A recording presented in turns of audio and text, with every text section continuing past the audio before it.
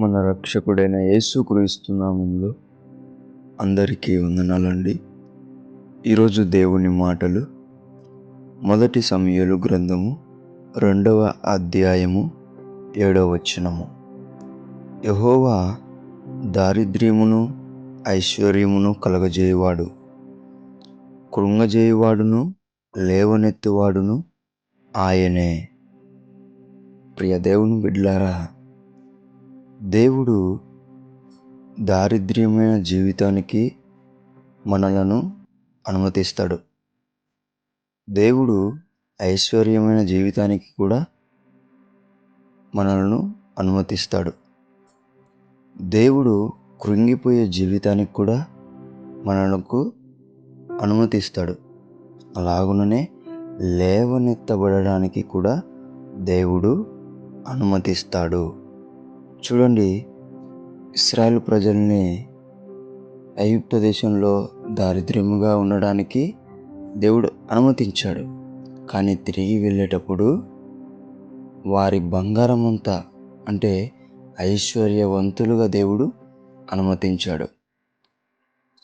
దేవుడు ఇశ్రాయేలు ప్రజల్ని ఆ ఐగుప్తులో పెట్టినప్పుడు కృంగిపోయారు. దేవుడు అనుమతించాడు.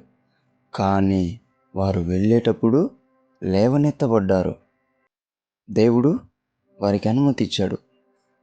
గమనించండి దేవుని బిడ్డలారా, మనము దారిద్ర్యంలో ఉంటున్నాము అంటే ఖచ్చితంగా దేవుడు ఐశ్వర్యంను అనుగ్రహిస్తాడు, అనుమతిస్తాడు.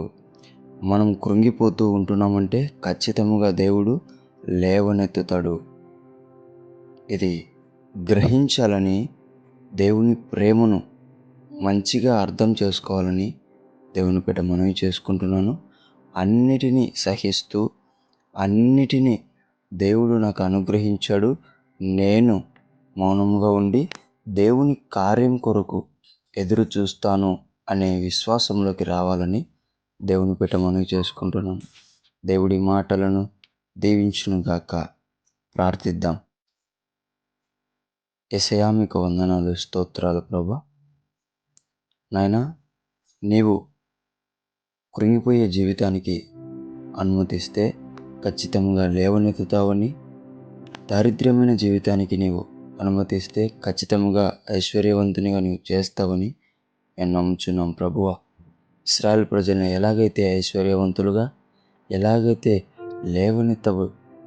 ఎత్తావో ప్రభువా, అలాగున మా జీవితాలను కూడా నీవు ఐశ్వర్యవంతులుగా లేవనెత్తమని మాకు సహాయం చేయమని యేసు నామమున ప్రార్థిస్తున్నాం తండ్రి. ఆమేన్.